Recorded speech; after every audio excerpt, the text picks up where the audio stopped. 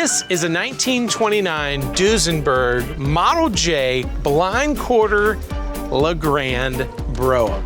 It's a lot of words to explain how incredibly nice this car actually is. And in 1929, you gotta think, this was such a sign of opulence.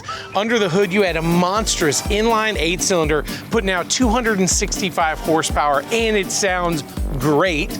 It's actually motivated by a 3-speed transmission, but everywhere you look about this car, you can tell it was really something special. What's even cooler is that in 1933, the family took it back to Duesenberg and actually asked for an upgrade. It was a Wayman body before. That's when it became the LaGrande, and you can see this car has been meticulously restored, and everywhere you look, you just know this car is amazing. And if I own it, I too am also amazing. And someone's gonna get the chance to own it when it crosses the block at Mecum Monterey in August 2025.